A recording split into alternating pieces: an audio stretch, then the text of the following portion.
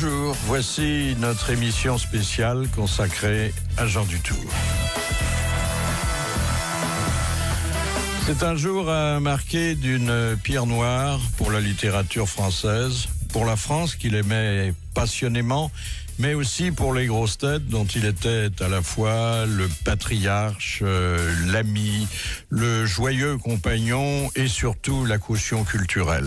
Mais voilà, Jean Dutour, après tant d'autres, et c'est la rançon d'une émission qui dure depuis 35 ans, nous a quittés. Nous sommes tristes et nous avons pensé que le meilleur moyen de lui rendre hommage, celui qu'il aurait le plus apprécié, consistait à donner la parole à ses amis qui l'avaient longtemps entouré, mais aussi à ceux plus lointains qui étaient à la fois ses auditeurs et ses lecteurs.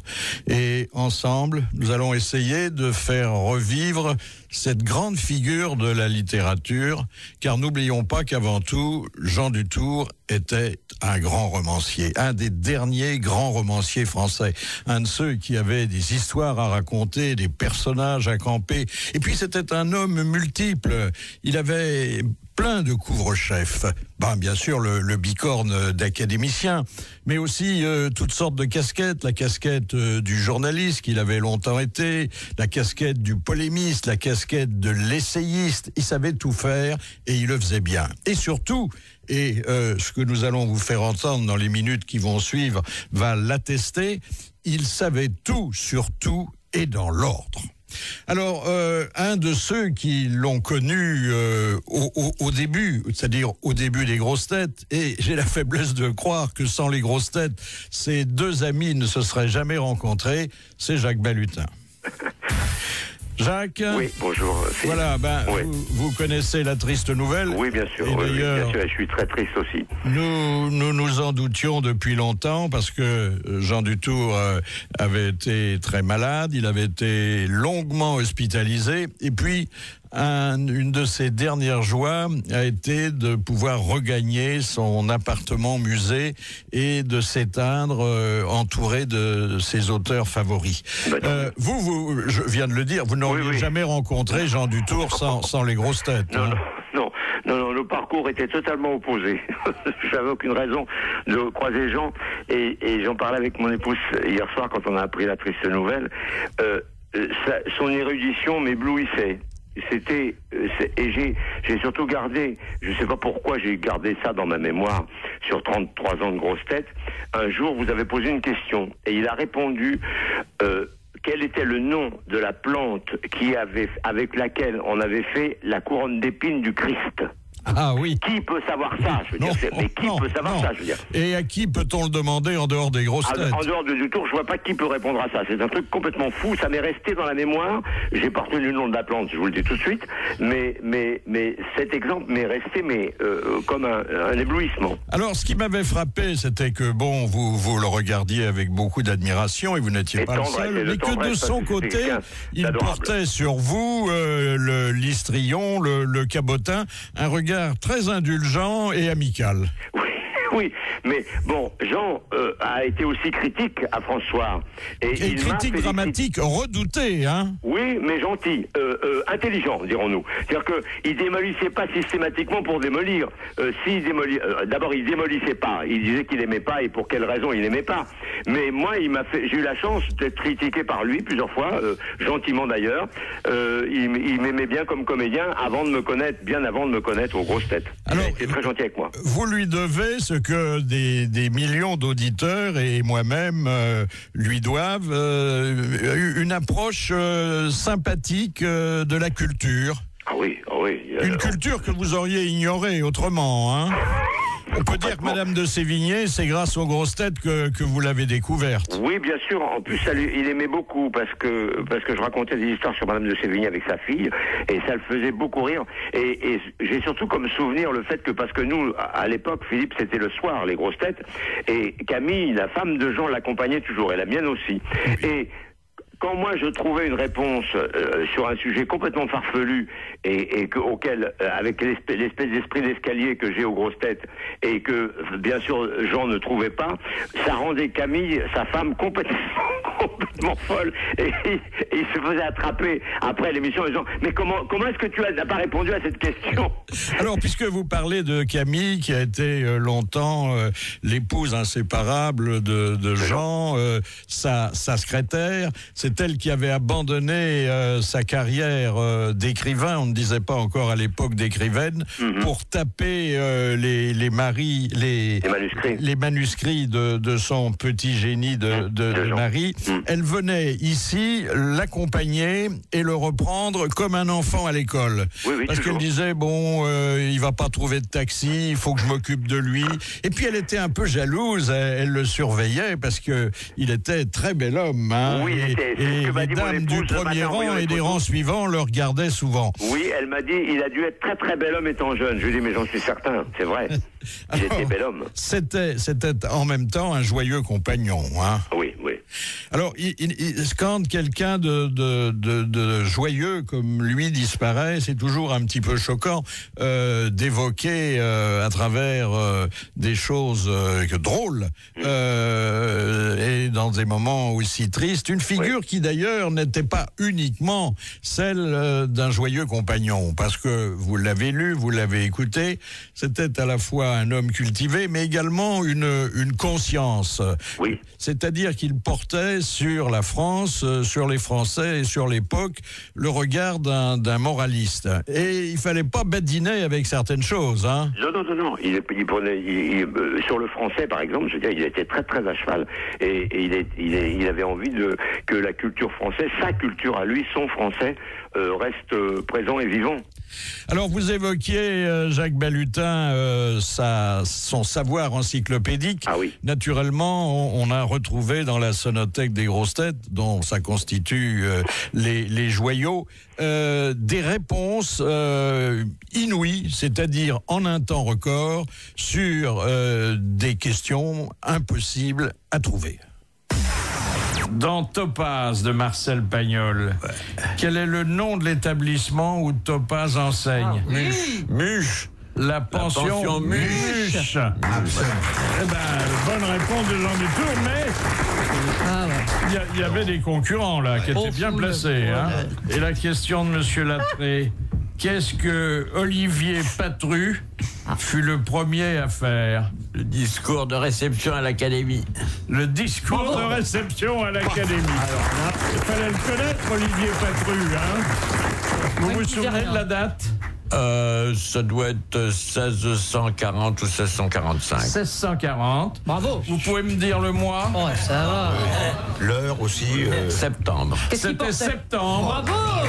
Mais quel jour de septembre? 17. Le 17 septembre. Oh là là.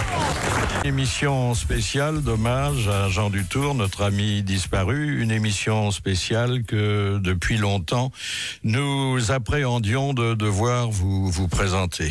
Et nous allons essayer d'évoquer cette figure qui n'est pas près de disparaître de nos mémoires, comme il l'aurait souhaité, c'est-à-dire à la fois avec simplicité et avec amitié, avec des gens connus qui l'ont approché, notamment aux grosses têtes, et avec des inconnus qui, souvent, à cause des grosses têtes, mais aussi de ses œuvres, l'avaient apprécié. Allô? Oui, bonjour Josette Ferraud. Oui, bonjour, comment va? Alors, vous avez eu en tant qu'enseignante, et ça me surprend un petit peu, mais vous allez nous expliquer ça, l'occasion d'approcher physiquement Jean Dutour.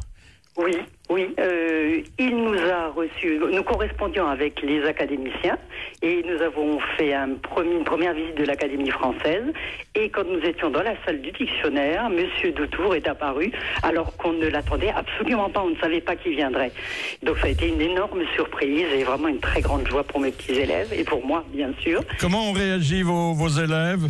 Ah, ils étaient interloqués parce qu'ils ne s'attendaient pas du tout à voir un académicien. Oui. Ça représentait quand même quelque chose. Il n'était pas en costume quand même. Non. Alors c'était un homme simple mais complexe, cultivé, d'un abord plutôt facile, et avec souvent beaucoup de bon sens. Hein. Oui, mais ce qui était surprenant, c'est qu'il était quand même effectivement très facile d'abord, même pour des enfants. Il nous a envoyé des lettres, il nous a envoyé des choses vraiment à la portée des enfants. Alors que ces textes, c'est sûr, étaient difficiles pour des enfants de 5e, mais il arrivait à trouver toujours des choses assez faciles pour... Mais lui-même, vous savez, avait publié un livre qui a eu beaucoup de succès et qui s'intitulait Jeannot, puisque c'était le surnom que sa famille et ses proches lui donnaient. Jeannot, mémoire d'un enfant. Et là, il était redevenu ce qu'il était dans l'ombre d'un papa, chirurgien dentiste, qui l'avait élevé à la dure et qui aurait aimé que son fils prît sa succession, ce qu'il a d'ailleurs refusé. Tous mes élèves auront gardé un très grand souvenir. Merci madame, merci beaucoup. Alors, c'était un homme cultivé, je l'ai dit, il connaissait admirablement la littérature française, mais également la littérature latine et grecque, puisqu'il avait fait des humanités, comme on disait, extrêmement poussées. Il savait également, car il était parfaitement bilingue, lire la littérature anglaise dans le texte. Et puis, il connaissait la chanson. Voici, alors ça, c'est un de nos bons souvenirs chantés par Jean Dutour, le fameux bal de l'Hôtel de Ville. Et alors, tenez-vous bien, ce jour-là, il y avait 4 académiciens français dans le studio des Grosses Têtes. C'est-à-dire qu'il y avait non seulement Jean Dutour, mais il y avait Jean d'Ormesson et Maurice Reims. Et puis, il y avait Edgar Faure. Et à un moment donné, je ne sais pas ce qui a pris à Edgar Faure et à Jean Dutour, mais ils ont chanté le bal de l'Hôtel de Ville. Un jour, je dis à ma femme, faudrait que j'aille à l'hôtel de ville. Il y a un balai pas tant pareil qu'on ne s'y fait pas trop de bile. Mais mon homme qui me dit, tu n'as pas d'habit, bah c'est pas ça qui me gêne. Parce que mon complet que t'as rafistolé pour la noce à Eugène,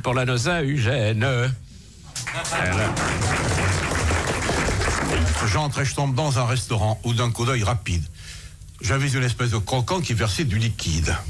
J'avale un demi-setier, je tends pour payer 40 sous au bonhomme. Il me dit, monsieur, vous faites erreur, c'est à l'œil qu'on consomme. C'est à l'œil qu'on consomme.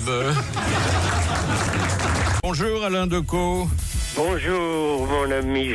Nous perdons le même ami, nous portons le même deuil aujourd'hui. Oui, absolument. Oui, ça...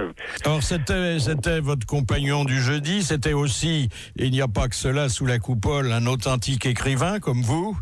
Oh, je ne sais pas si je suis un authentique écrivain, mais lui l'était. Vous n'aviez pas, vous étiez très amis, vous n'aviez pas toujours la même vision de l'époque et de la politique, hein? Oui, mais je n'ai pas eu la même vision de beaucoup de mes amis, mais c'était comme ça. D'ailleurs, on s'est supporté très bien, sauf une fois où on s'est disputé, mais ça n'a duré que quelques minutes, parce que nous étions chez Albert Simonin, qui fêtait je ne sais quel... Et alors là-dessus, voyant qu'on était en froid, Simonin nous a apporté à chacun une coupe de champagne en disant « Buvons à cette réconciliation ». Voilà, c'était tout à fait très bien parce qu'il a ri, j'ai ri. C'est un homme que j'aimais, tout simplement un homme que j'aimais. Vous savez, je viens de relire la liste de ses livres. Oui, je l'ai sous les yeux. Oui. Carrément un livre par an depuis 1946. Et en sacrifiant à tous les genres, hein. À tout. Il y a des romans, il y a beaucoup d'essais. Et même, je viens de déceler un livre de poèmes, ce que j'ignorais, je ne le voyais pas très bien. Je peux vous dire aussi qu'il y avait une pièce de théâtre et ça n'était pas le meilleur souvenir de Jean Dutour, qui par la suite, vous le savez sans doute, était devenu à François critique dramatique. Mais oui, c'est pour ça qu'on s'était bon. Vous le retrouviez le jeudi alors? À tous les jeudis. Et vous savez qu'il était extraordinaire parce que c'est l'homme des contradictions. Il le disait lui-même, hein, qu'il aimait la contradiction. Et alors, on explique des mots, n'est-ce pas? Parce que on est obligé par Richelieu de faire un dictionnaire. Alors, quand le dictionnaire est fini à la lettre Z le jeudi à 6h, le jeudi suivant, on recommence à la lettre A. Alors, lui ne détestait absolument que l'on voulut supprimer des mots. Mais on disait, mais il y a 300 ans qu'on n'a pas employé ce mot, ça ne fait rien. Et on attendait toujours qu'il dise, ça ne fait rien, parce que sa colère était vraie.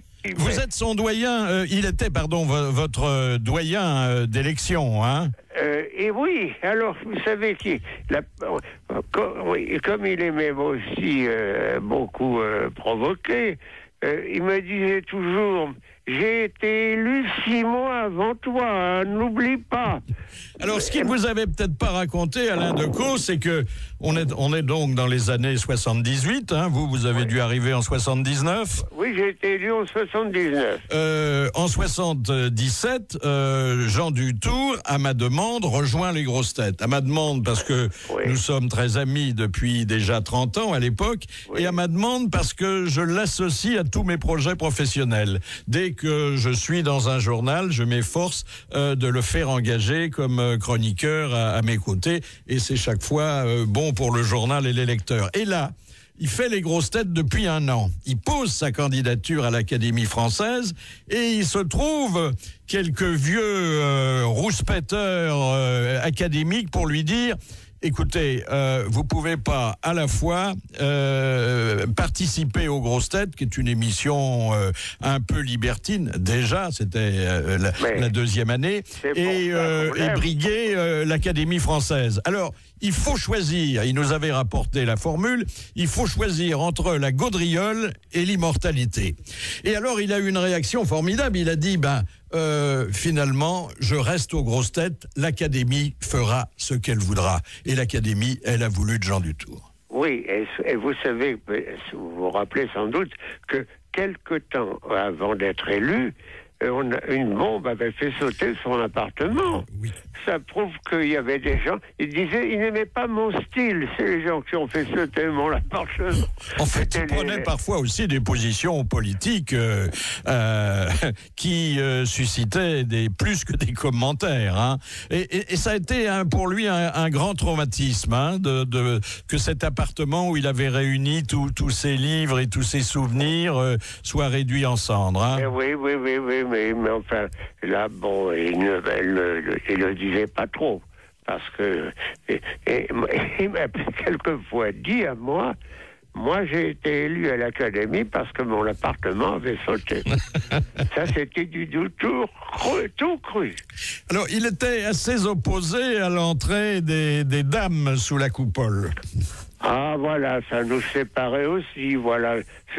Mais il était content quand il y en avait quand même. Hein. Oui, mais il n'y en avait pas beaucoup, La première, celle qui avait montré le chemin aux autres, et je crois qu'il y en a 5 aujourd'hui à l'Académie, la première était Marguerite Yourcenar, et en dépit de son incontestable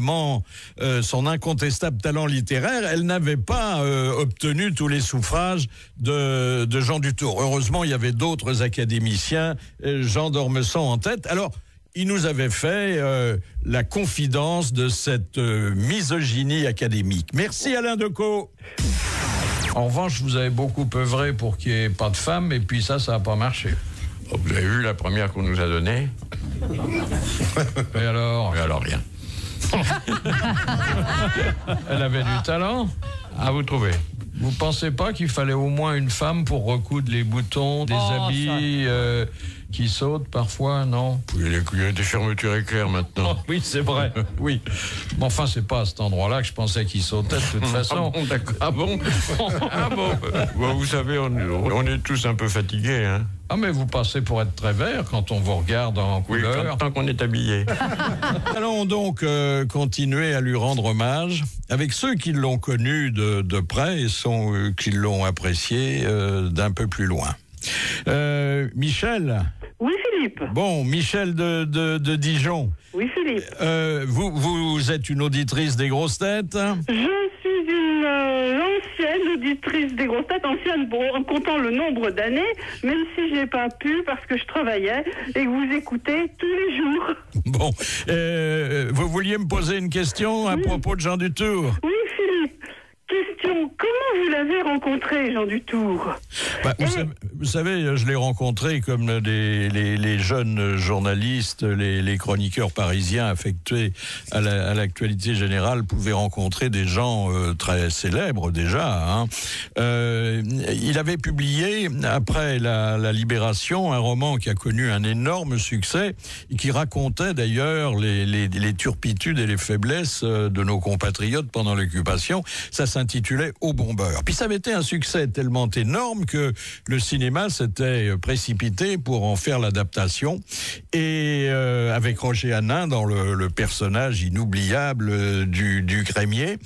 Et on avait donc tourné en plein Paris, et naturellement dans une crèmerie, une scène capitale. Et le metteur en scène lui avait demandé, et il avait accepté parce que il avait de l'humour, puis ça l'intriguait, de faire de la figuration dans cette scène capitale. C'est-à-dire, il n'avait rien à proférer.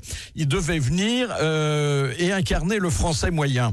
Et pour que ça paraisse à l'image plus vraisemblable, on l'avait affublé d'un béret et mis sous le bras une baguette de pain. Alors, après le tournage, naturellement, je l'ai interviewé, on a été boire un verre, on s'est découvert une passion commune pour la littérature française du 19e siècle, on s'est revus ensuite, on est devenus amis, et puis ensuite, je n'ai pas imaginé faire une démarche professionnelle importante sans l'y associer. Mais Philippe, quand à RTL, vous avez dit que vous vouliez associer quelqu'un qui était quand même un écrivain à une émission de divertissement, on a dû vous regarder avec des yeux étonnés quand même. Oui, alors ça ne faisait pas au départ l'unanimité, parce que le mélange des genres n'a pas toujours séduit tout le monde, surtout les conservateurs, les gens d'une certaine génération. Et puis, finalement, au fil des années, ce mélange inattendu de la culture, de la gaudriole, d'un certain sens du compagnonnage et de l'amitié qui était sensible à l'antenne, a fini par emporter l'adhésion de ceux qui étaient le moins préparés à ça. Non, parce que il était devenu une grosse tête à part entière. C'était le patriarche. Et d'ailleurs, on lui présentait nos devoirs au début de chaque émission. Oui. Voilà, bien merci Michel d'avoir permis de nous rappeler ce souvenir ancien et pour moi extrêmement précieux. Je vous embrasse, Philippe. Moi aussi. Alors, une autre rencontre qui avait favorisé et qui avait suscité les grosses têtes, c'était celle de Jean Dutour et d'Isabelle Mergo. Et là, il s'était instauré une complicité incroyable entre l'académicien et la comédienne. Vous vous souvenez, Isabelle Mergo? Ah oui, je me souviens avec tendresse, parce qu'il m'avait accepté vraiment bras ouverts, et il avait beaucoup d'humour. Hein. Ah, il vous avait plus qu'accepté, il vous avait adopté. Et oui, alors on jouait le couple. Je ne sais pas si vous vous souvenez, bien sûr, vous vous souvenez. Alors, on jouait le couple, et je me souviens qu'il vous demandait si vous pouviez réchauffer sa gamelle quand il allait à l'académie. Voilà, et puis je lui disais, quand même, tu aurais pu faire ton lit ce matin. Alors que je le vous voyais dans le privé, mais à l'antenne, pour faire rire et tout. Alors on jouait le couple comme ça, il le faisait très bien. Alors ce qu'on peut dire quand même, c'est que ça avait provoqué dans son entourage immédiat certaines interrogations. Ben oui, je crois, parce qu'on devait bien le jouer. En plus, on s'entendait bien. Je n'avais pas du tout sa culture. J'étais en admiration. Mais il y a des gens qui avaient suspecté une vraie liaison entre vous. Alors qu'on se vous voyait en antenne et qu'on se disait dessus. Je lui disais, disons, qu'est-ce que tu as ronflé cette nuit? Enfin bon, c'était le couple improbable, lui et moi. Et puis il acceptait ceux qui n'avaient pas sa culture. C'est quand même, il n'était pas bégueule pour ça du tout, quoi. Non, il nous regardait pas de haut, hein. Non, du tout. Alors qu'il était quand même assez grand. Et voilà, c'est ça c'est pour ça que je me sentais à l'aise. Je me sentais pas jugée. Quand je disais, je sais pas, je connais pas, il vous regardait, il vous expliquait, il vous donnait envie de lire, il vous donnait. Quand il ne vous aimait pas, et ça pouvait arriver, son regard vous traversait. Ah, hein. Oui, parce que c'était dans le regard, c'était jamais dans la parole blessante et tout. Il y avait une espèce de distance qui s'installait directement. Là, on savait qu'on lui plaisait pas. Mais moi, je lui plaisais bien et lui aussi me plaisait bien. Alors, je vais vous faire écouter Isabelle Mergo et ça va encore rafraîchir davantage vos souvenirs. Cette séquence désormais fameuse de la gamelle préparée pour l'académicien. D'accord. Ah ben j'emporte ma gamelle quand je vais à l'académie. Il y a toujours un morceau de ragoût, un peu de blanquette. Je mange ça. Blanquette à l'ancienne. Blanquette, naturellement, ça va être ça. Alors vous faites réchauffer ça où? Non, ah ben je fais pas réchauffer ça, c'est une gamelle thermos. Alors j'étale un journal sur ma table, n'est-ce pas? Et puis je mets ma gamelle dessus, et puis avec ma cuillère, je mange ma blanquette ou je mange mon ragoût. Et vous en renversez beaucoup Mon petit salé aux lentilles. Non, vous savez, je me tiens encore assez bien. Personne, aucun de mes confrères ne s'est plaint jusqu'à présent. Mettez une serviette sauf le jour où j'ai apporté un camembert qui était particulièrement puant. Est-ce que vous mettez une serviette autour du cou? Parce que la broderie, ça craint quand même. Oui, tiens, je peux pas penser. Non, ma femme me met une petite serviette en papier, mais vous avez raison. Je prendrai dorénavant une vraie serviette pour mettre autour du cou. Prenez une à l'aise. Vous avez raison. Vous avez tout à fait raison. D'ailleurs, mes confrères ont souvent des serviettes. C'est un peu ridicule de les voir comme ça avec la serviette. Ils n'ont pas des bavoirs. Mais vous savez, ils ont des dentiers. Avec les dentiers, on mange très bien. Oui, non, mais complètement. Mais pourquoi les pose-t-il sur le bureau avant d'engager la conversation?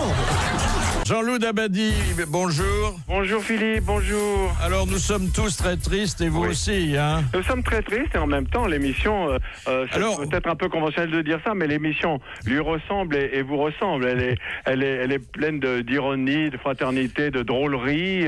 Alors vous étiez à la fois son ami, son confrère, son collègue. Il y avait une petite différence d'âge quand même. Son bisu un petit peu, comme il ne manquait pas de me le... Comme il n'a pas manqué de me le faire remarquer le jour où j'avais été installé. C'était le jour où vous donniez lecture de votre discours de réception. Voilà. Alors, ce jour-là, on vous fait cadeau d'un mot pour rien, pour la vie, pour votre famille. C'est le mot sur lequel travaille l'Académie ce jour-là, le mot du dictionnaire. Et moi, et je vous défends de rire, pour une fois, Philippe, on m'a donné le mot retard, ce qui a vraiment enchanté ma famille et tous mes amis. Oh, comme ça tombe bien.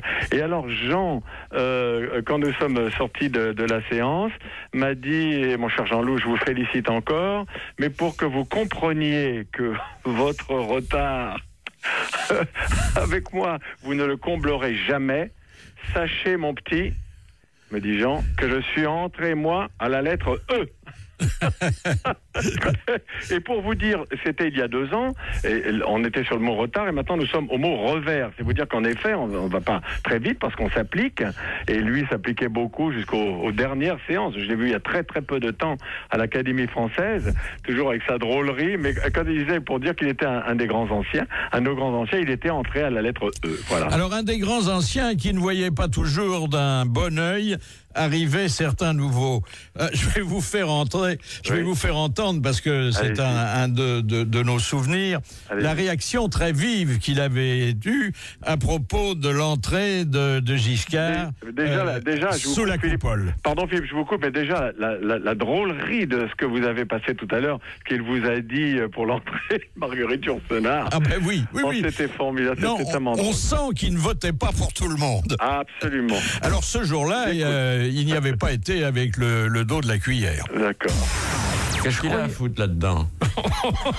Rien, mais strictement rien. Il y a toutes les raisons pour qu'il n'en soit pas. D'abord parce qu'il a été le protecteur de l'Académie française, et que quand on est le protecteur de quelque chose, on est au-dessus de ce quelque chose. C'est pour ça que Richelieu avait refusé. Bah évidemment, Richelieu était le protecteur de l'Académie. Il n'y a personne, aucun protecteur de l'Académie ne s'est présenté.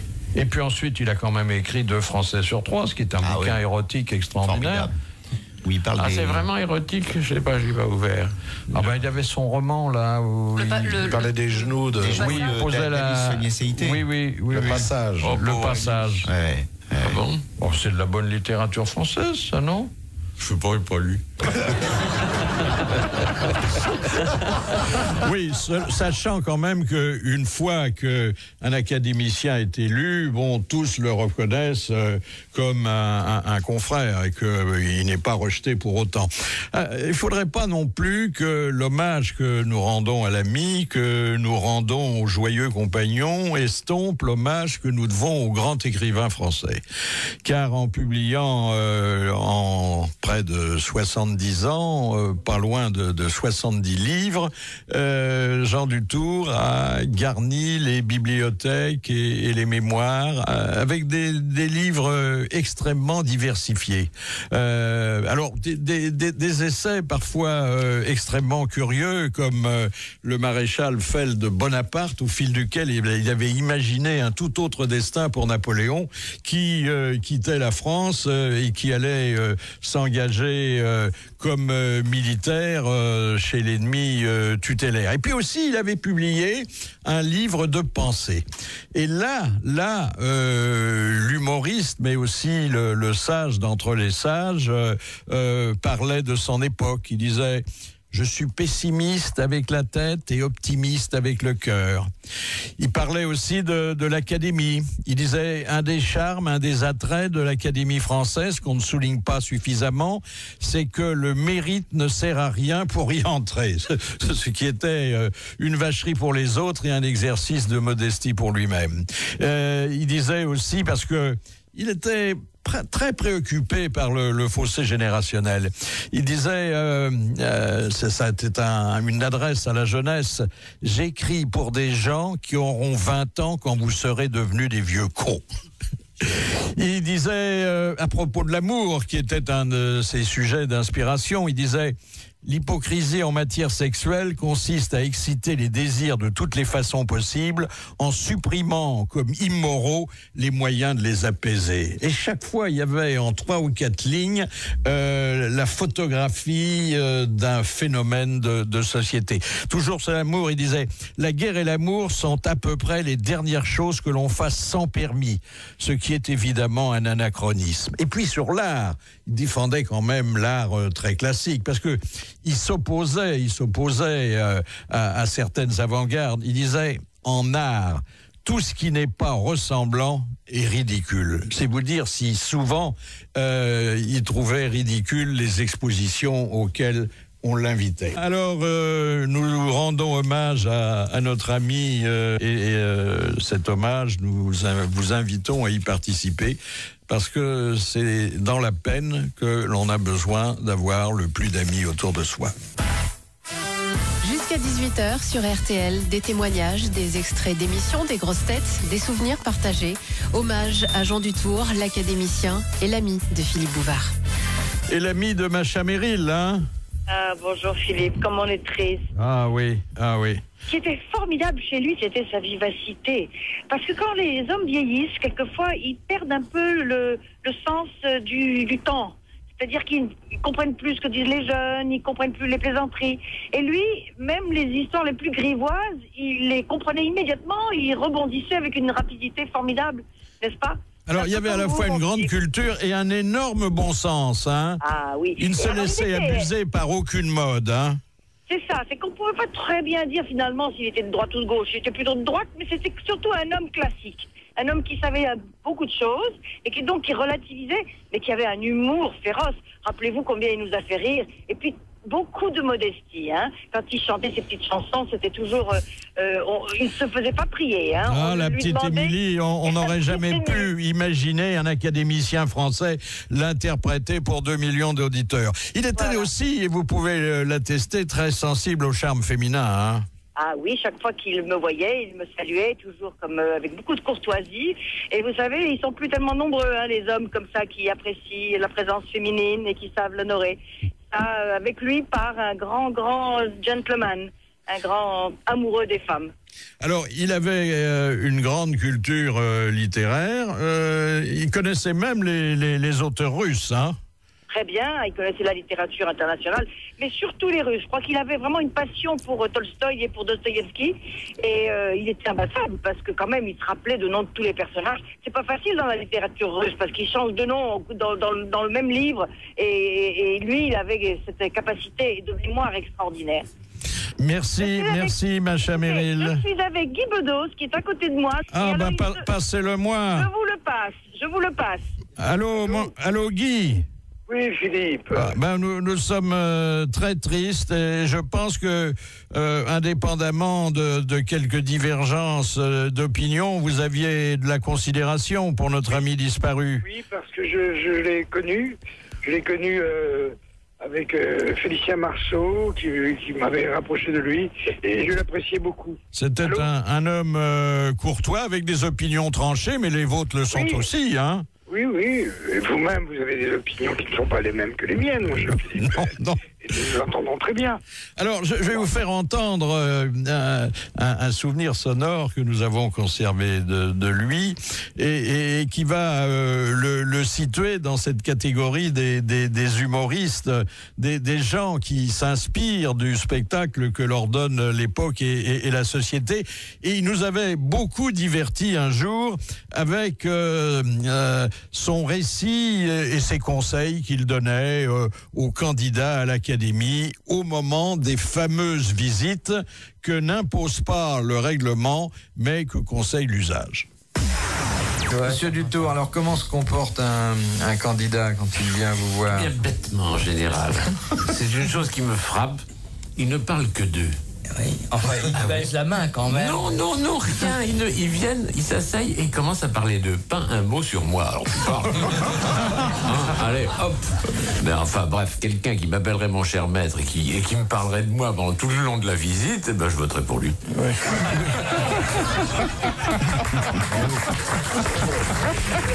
Alors, un de ses grands sujets de plaisanterie, parce qu'il était inépuisable et hilarant quand il parlait des visites domiciliaires des candidats, c'était de donner un exemple de ce qu'aux plus naïfs, il imposait comme preuve de leur bonne volonté. Alors, il avait, et ça je suis pas prêt de l'oublier, il avait deux tests principaux pour juger de ses qualités de souplesse d'un candidat à l'Académie. D'abord, il disait, est-ce que vous pouvez me prêter 500 francs? Alors évidemment, l'autre était pris un peu au dépourvu, et comme il ajoutait très vite, naturellement, je vous les rendrai pas, ça n'allait pas plus loin. Et puis quand il avait affaire à plus bête et plus naïf, et vous savez, on trouve de tout dans les candidats, même à l'Académie, il leur disait, écoutez, ma femme de ménage est pour l'instant malade, vous voyez, mais les vitres de mon bureau sont extrêmement sales, je vais vous donner un chiffon et je vais vous prier de vouloir les nettoyer un petit peu. Alors les gens étaient interloqués, la plupart partaient d'ailleurs, prenaient les jambes à leur cou, mais ça donne un exemple de cet humour qu'il savait déployer en toutes circonstances, et d'un humour à froid, d'un humour très british. À d'autres moments, il faut dire que c'était un personnage totalement différent. Je veux dire, c'était le joyeux drille des fins de banquet. C'était quelqu'un qui racontait, en oubliant son bicorne, son épée et les honneurs dont on l'avait couvert, les histoires les plus invraisemblables et je dois dire aussi les plus drôles. Eh bien, voilà, c'est un aveugle qui est à un feu rouge et son chien est là. Et s'arrête, bien entendu, parce que le feu est rouge. Et puis le feu passe au vert et le chien ne bouge pas. Puis le feu repasse au rouge, puis il repasse au vert, puis il repasse au rouge. Et il y a un type qui regarde cette petite scène et qui s'approche de l'aveugle et qui dit, vous savez, votre chien, il fait pas son métier, hein. Le feu est déjà passé 3 fois au vert depuis que vous êtes là à attendre pour traverser la rue. Ah bon, dit l'aveugle, je vous remercie de me prévenir. Il sort un morceau de sucre de sa poche, il le donne au chien. Et le type lui dit, je ne comprends pas. Ce chien ne fait pas son devoir et vous lui donnez un morceau de sucre, vous le récompensez. Pas du tout, dit l'aveugle. Je repère où est son museau pour pouvoir lui foutre un coup de pied dans le cul. C'est une émission des grosses têtes un peu spéciale aujourd'hui sur RTL. Philippe Bouvard, vous rendez hommage à votre ami Jean Dutour. Oui, et en lui rendant hommage, nous sacrifions à une tradition française, celle qui, les jours de deuil, voit toute la famille réunie autour du disparu. Et vous, Amanda Lear, vous faites partie de la famille.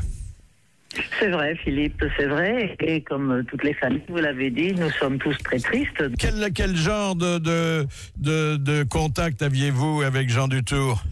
Vous savez, Philippe, c'était le seul académicien que nous connaissions, enfin moi personnellement. Donc c'est vrai que c'était une merveille de culture, d'éducation, un côté un peu vieille France. Et puis il avait toujours cet œil très pétillant, très rieur. Moi c'est ça qui me fascinait chez Dutour, c'est qu'on aurait dit toujours qu'il riait parce qu'il avait ses petits yeux très très malins. Et puis cette moustache toujours coquine, frémissante, et il était toujours alerte et prêt à faire un bon mot.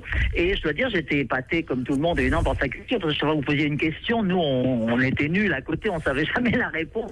Et c'était toujours Dutour, invariablement, qui connaissait tout ce qui...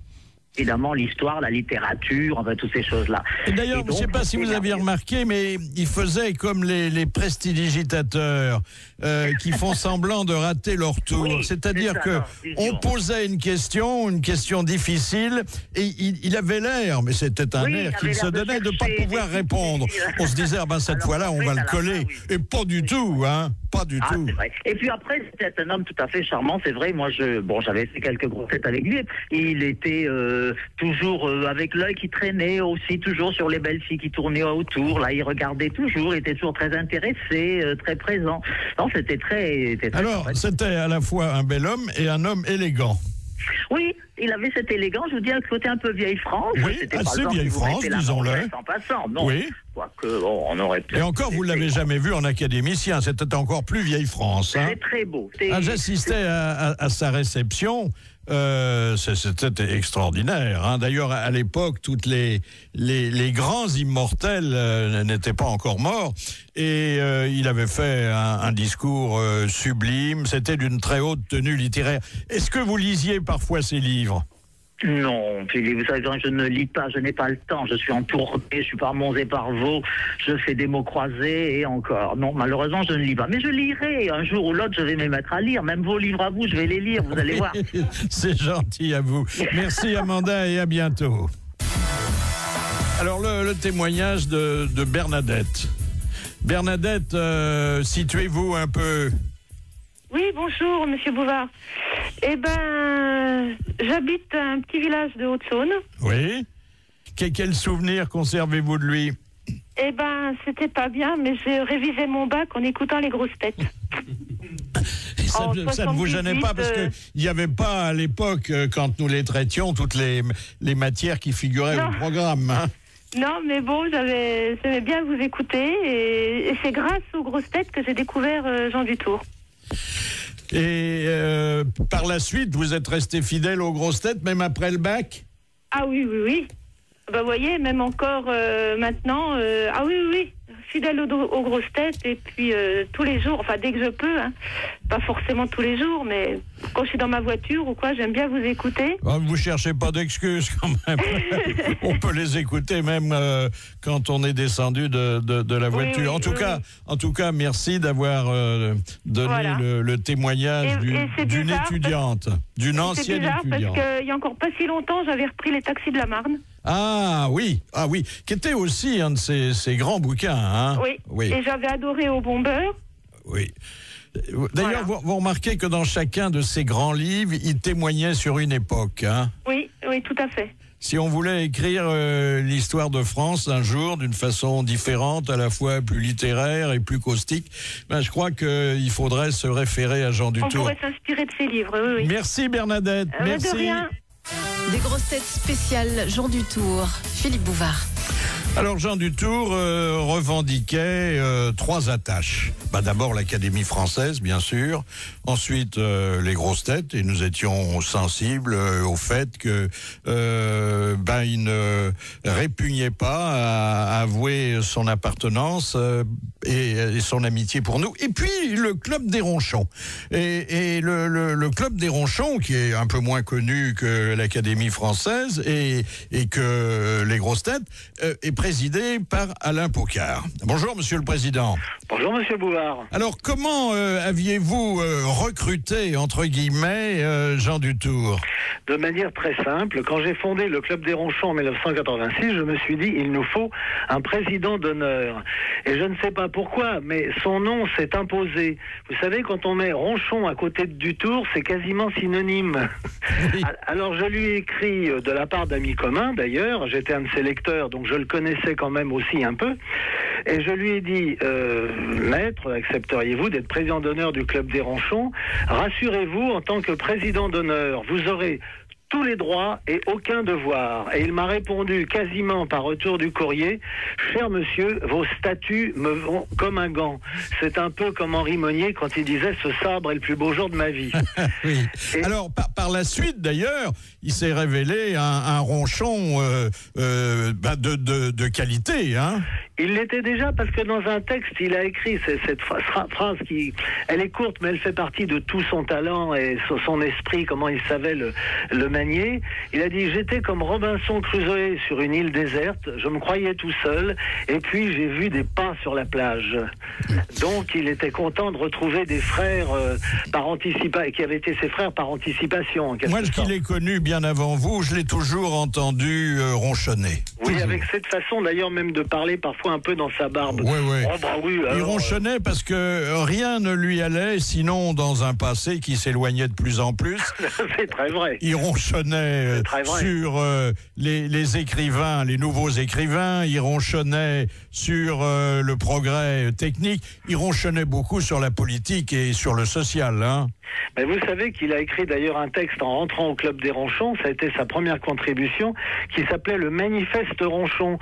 Est-ce que je peux vous en lire quelques lignes? Oui, bien sûr. C'est la fin du manifeste, hein. Être un ronchon, comme toute qualification honorable, suppose des devoirs. Le premier, le principal, est de ne jamais succomber au péché d'indulgence, de se dire dans les périodes où l'influx vital est en baisse, ma foi, tant pis, il faut marcher avec son temps. Non, il ne faut pas marcher avec son temps, car le temps ne marche que dans la merde. Voilà. Oui, c'était vigoureux, hein. Et finalement, c'est tel qu'il était. Oui, et pendant des années, il a été plus que sympathisant. Chaque fois que vous aviez besoin de lui, il répondait présent. Ça, le Club des Ronchons, c'était devenu d'ailleurs un peu un synonyme. Quand on disait Dutour, on disait Ronchon. Et quand on disait Ronchon, on disait Dutour, quoi. Il était le Ronchon parfait. Oui. Un grand merci à Alain Pocard d'avoir évoqué la figure peu connue du Ronchon qui était aussi notre ami. En tout cas, il vit parce qu'il a son œuvre qui est toujours là. Alors, nous avons retrouvé un grand souvenir des grosses têtes. Alors, ce jour-là, où il y avait les sociétaires les plus célèbres de l'émission, il y avait un débat pas toujours très audible qui s'était instauré à propos d'une question portant sur un discours qui datait de 1731. Et naturellement, le plateau s'était enflammé et il y avait eu une véritable prise de bec, mais vous allez voir, très joyeuse. De Madame le Prieur d'Agon-Coutainville.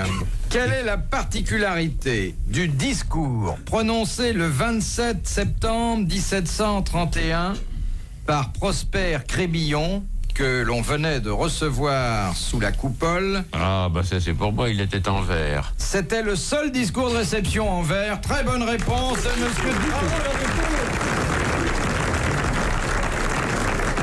En somme, si j'ai bien compris, c'était ton sur ton ce jour-là. Exactement. Un homme en verre faisant un discours. Oh là là. Vous n'occupez pas le fauteuil de monsieur... Monsieur Bouvard, j'ai pas 40 derrière, vous savez. Je ne peux pas les occuper tous. Je sais que vous n'en avez même pas un complet, vous nous l'avez dit une fois. J'en ai un tout petit, mais enfin, je bois dans mon verre. Je vois pas le rapport avec l'objet précité. Mon derrière est petit, mais je bois dans mon verre. C'est un vieux proverbe. Oui. Tiens. suis étonné que vous ne connaissiez pas ça. Vous qui avez un savoir j'ai eu moi-même des petites fesses. J'avais un savoir encyclopédique. Alors, est-ce que vous croyez que la comparaison de vos avantages postérieurs intéresse le public? Excusez-moi, il est quand même intéressant pour un garçon comme moi de comparer ses fesses à celles d'un académicien. C'est un petit peu comme si j'allais au pavillon de Breteuil de Sèvres, comparer mon maître de couturière à celui sous cloche en platine irriguée. Monsieur Dutour me dit j'ai de petites fesses, alors je me dis, bon, par rapport aux fesses d'un académicien, comment sont les miennes? Que sont-elles devenues? Mais enfin, c'est pas vos fesses qui servent des talons aux derrières français. C'est quand même, si vous voulez, c'est quand même intéressant de savoir où on se situe par rapport à l'académie. Jean Dutour nous a quittés. Les grosses têtes ont perdu un cerveau. C'est comme s'il leur manquait une lettre maintenant. Philippe Bouvard a perdu un ami. Hommage sur RTL jusqu'à 18h. Francis Perrin, bonjour. Oui, bonjour Philippe. Vous êtes comme nous, vous êtes triste.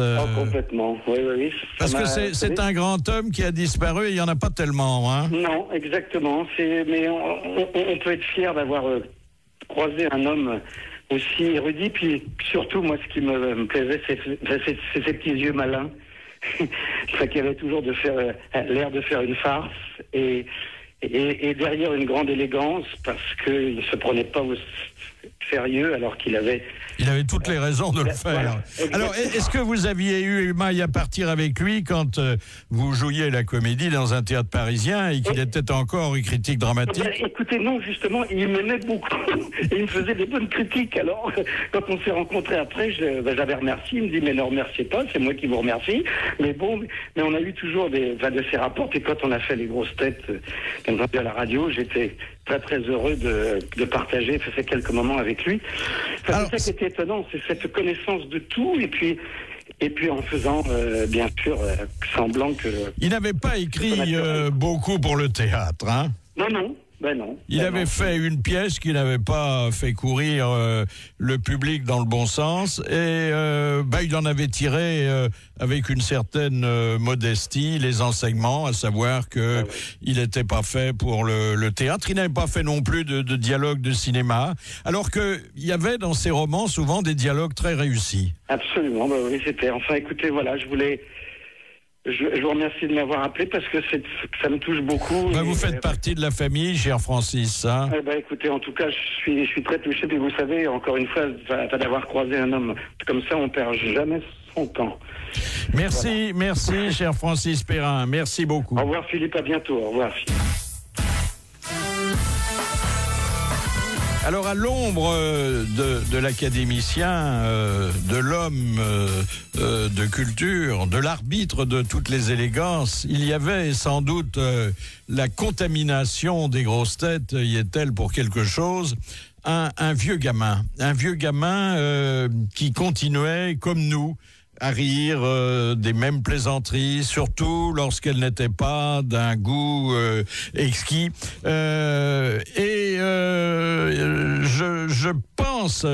pense que le public était sensible, sans se choquer, à ce côté, à ces gamineries, et souvent à des histoires qu'on ne pouvait pas mettre dans tous les tympans. C'est votre avis, Christine ? Oui, parce que je l'ai découvert grâce à votre émission, comme beaucoup de vos auditeurs. Et ce monsieur me scotchait absolument par ses réponses à tout, surtout. On a parlé de... Et ensuite, par cette décontraction, ce sens de l'humour et ce goût de la mauvaise plaisanterie, il faut le dire. La mauvaise plaisanterie et des petites chansons comme la petite Émilie. Vous étiez, vous aussi, une fan de la petite Émilie? J'étais une fan, je suis devenue une fan de monsieur Jean Dutour. Je ne sais pas où il avait trouvé cette vieille et inconvenante chanson. Je ne sais pas, mais il n'y a que lui pour trouver ça, et il n'y avait que lui pour l'interpréter comme ça.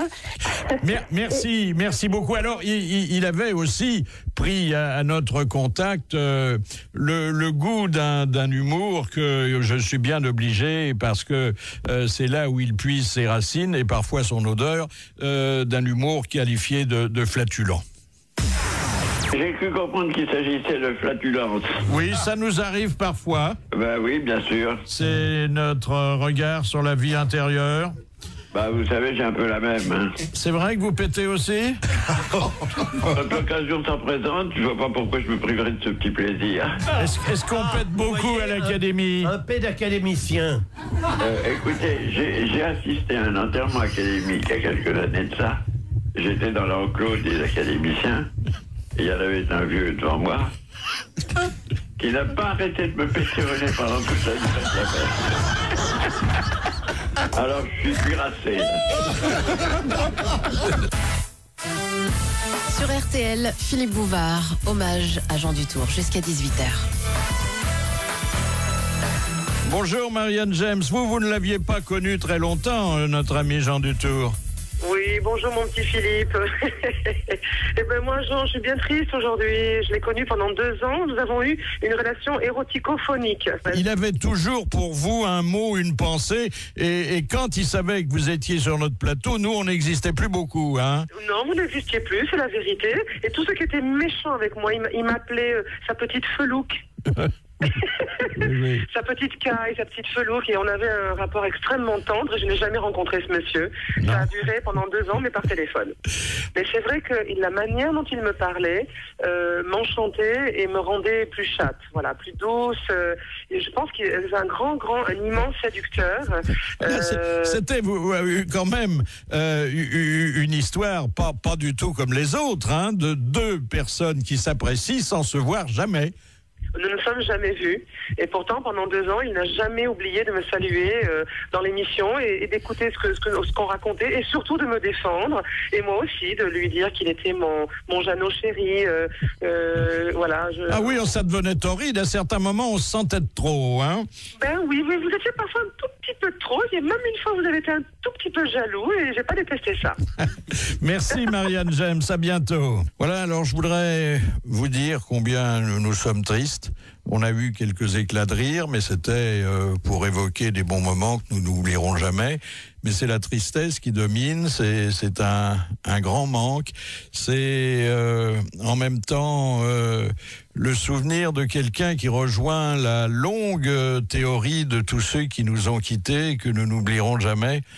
Alors je voudrais faire comme nous faisions au moment où Jean nous quittait pour rentrer chez lui après un enregistrement. Je voudrais lui dire, Jean, on t'aime et on t'embrasse très fort.